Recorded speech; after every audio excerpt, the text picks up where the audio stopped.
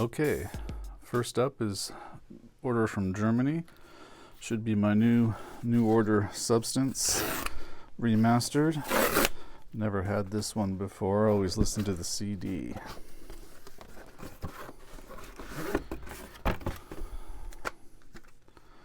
Oh yeah.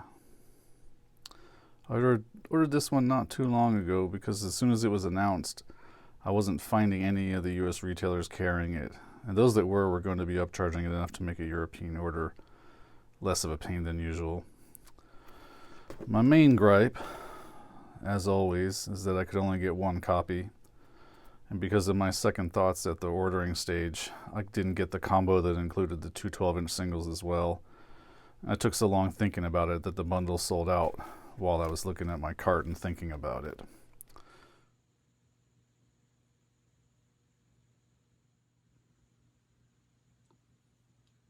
And I have waited a fairly long time to have this one in my collection because I always figured I'd just go out and get an OG copy. But good luck finding them in the store. And if you're going to look on eBay or on Discogs, anything in Very Good Plus or above is definitely going to cost you more than $100. So I'm glad I waited. I'm going to put this one on tonight and see how it sounds. And next is the premiere release from the Interscope Vinyl Collective. I was kind of surprised to find myself going after this one because I didn't really need one more record club to join.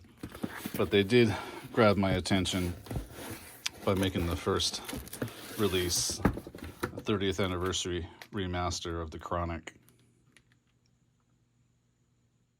So yeah, it seems that Interscope has gotten in on the monthly subscription model, kind of like Vinyl Me Please and other places. And Interscope does have a pretty good catalog, but they're not going to have a ton of records that I'm going to be interested in.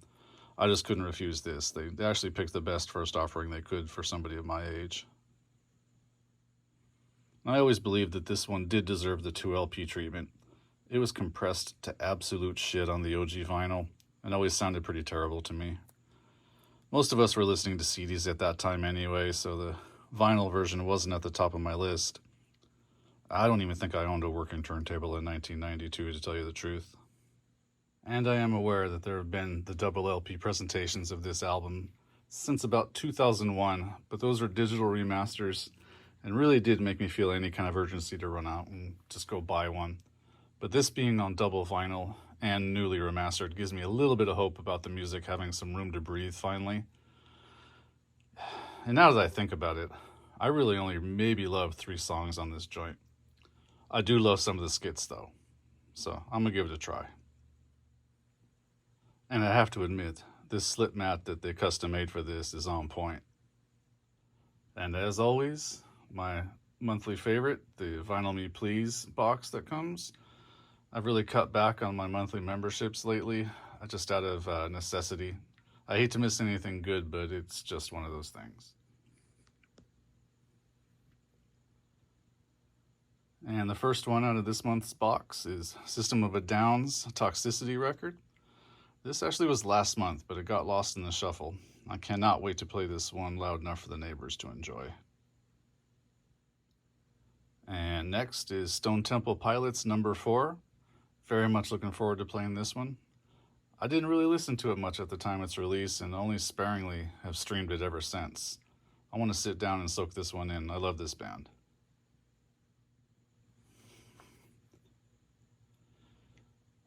Oh yes, Aesop Rock, Integrated Tech Solutions, his new album. It's on opaque green vinyl, limited to 500.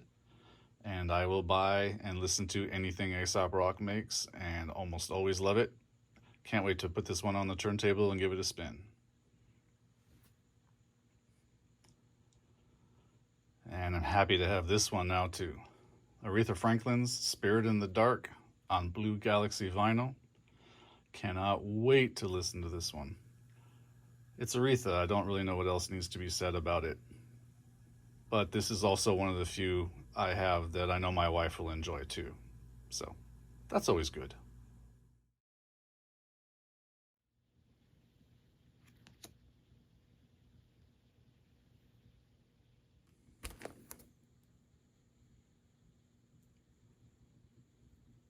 This particular box contains the remastered reissue of their first album, titled Cake, whose praises I sung in a previous video, and basically in person to anyone who's willing to listen for the last 30 plus years. I ordered a variant for each color, because that's just how truly mystifying I am as a human being. And for anybody interested, that's Last Night from Glasgow.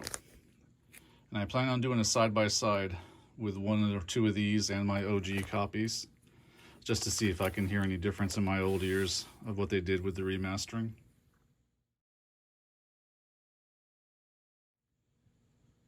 Up next is Genevieve by Fust, which to me sounded very folky and country and has been worth repeated plays. It gets better each time. It's very mellow. And here's Reverend Kristen Michael Hayter. The album is Saved. She has released, I think, 5 or 6 albums previously using the name Lingua Ignota between 2017 and 2021. I haven't heard those, so I'll need to work my way backward because this one is full of interesting music and production. And here is the new one from Slaughter Beach Dog, Crying, Laughing, Waving, Smiling. It's from the lead singer of Modern Baseball, Jake Ewald. I watched a video on YouTube of him performing a couple of these, and I decided to take a chance, so I bought the Newberry Comics exclusive. And it comes with a poster, and I believe it's also autographed.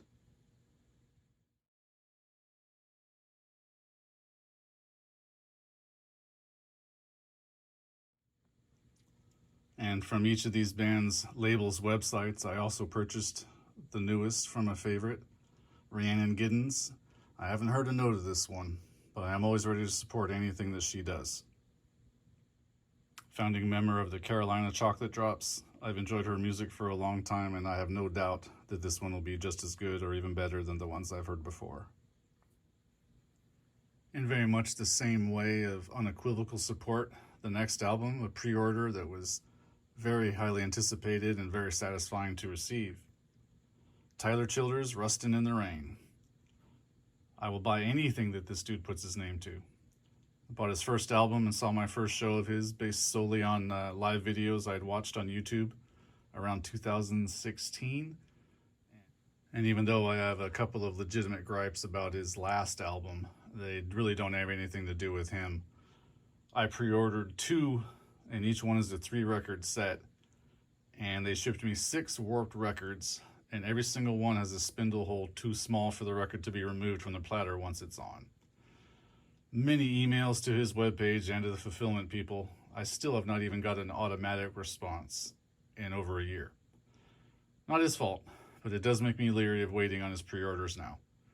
This, though, is my favorite album of the year by a wide margin, I think. It sounds great and is flat as a pancake.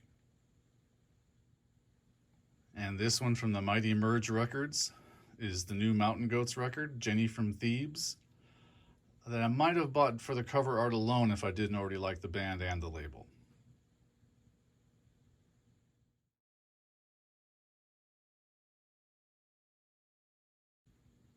And the rest of these are going to be my eBay purchases for the month. It's not too many. It's been a slow month. And this right here is maybe my 3rd or 4th Tears for Fears, Songs from the Big Chair, in my never-ending search for the best possible sounding copy. This one is very clean. It might be the one I go to from now on when I feel the itch to hear this classic from 1985.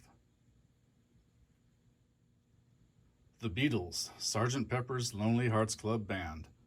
Again, another multiple one in my collection in the service of finding the best one possible when the price is right, in the range that I'm willing to spend.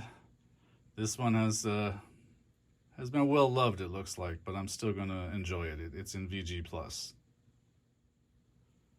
And you always gotta love seeing the insert. Don Henley, The Boys of Summer, 12-inch single, backed with A Month of Sundays. Whenever I see one of my favorite songs available as a 12-inch single, I will often just buy it, mainly to hear what the song sounds like, uncompressed, or at least less compressed. This version here on side A is the extended version, and it takes up about 75% of the whole side of the record, versus the maybe 3/4 inch it is when you play the album that it's from. I'm beginning to think that this might become another focus to my collection, is buying the 12-inch singles just to hear them in a less compressed form. I started buying vinyl in 12-inch single form anyway when I was a kid, so it seems like a kind of nice bit of symmetry.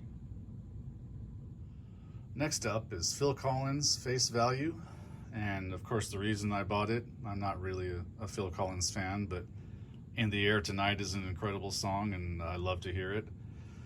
I am forever losing auctions for the 12-inch single for In the Air Tonight, which often goes for multiples of what the album goes for.